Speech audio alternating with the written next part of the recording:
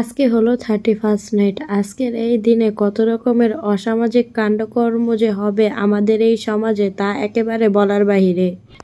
আজকের এই দিনে বাপ মাইরে পোলাপাইন বুঝ দিয়ে আইবে, মা আমরা বন্ধুদের সাথে আড্ডা মারবো, এই কথা বললে বয়ফ্রেন্ডের সাথে আসবে কোনো এক রিসর্টে। নিঃসন্দেহে তার ফসলই হয়তো বা কোনো এক সময় কোনো এক ডাস্টবিনে কিংবা কুকুরের মুখে রাস্তাঘাটে পড়ে থাকতে দেখা যাবে। কি বলবো, এই যে দেশের এত বিপর্যয়, এই বিপর্যয়কে পোলাপাইন গায়ে না লাগাইয়েই আজকে উড়াধুরা পার্টি করবে, মদ খাইবে, গাঞ্জা খাইবে, আরো যত রকমের নেশা জাতীয় প্রোডাক্ট আছে সব ওরা সেবন করবে। সঠিক বলেছেন। কি সমাজ আমাদের, কি দিন এলো আমাদের এই সমাজে।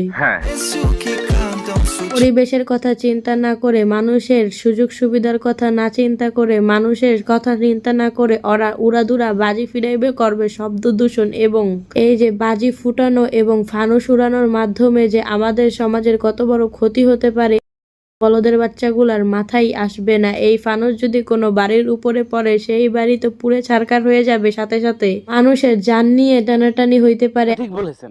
আর যারা বেঁচে থাকবে তাদের ওই ঘরে সাজানো গুছানো সংসার, স্বপ্ন সব ওই আগুনের সাথে পুড়ে যাবে। এগুলো না বুঝেই সমাজের কিছু বাড়তি আবর্জনা কোনো কিছু বুঝতে চাইবে না, কোনো কিছু শুনতে চাইবে না। ওদের শুধু আনন্দ করতে পারলেই হইলো। আনন্দ করতে যে মানুষের ভোগামেরা দিলেও ওদের কোনো প্রবলেম নাই।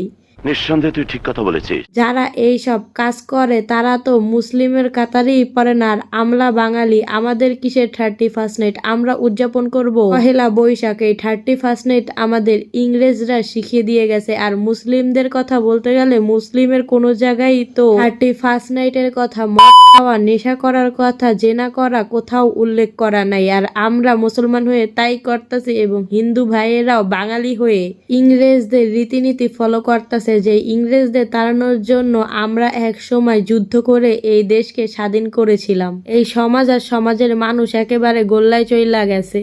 নিঃসন্দেহে তুই ঠিক কথা বলেছিস।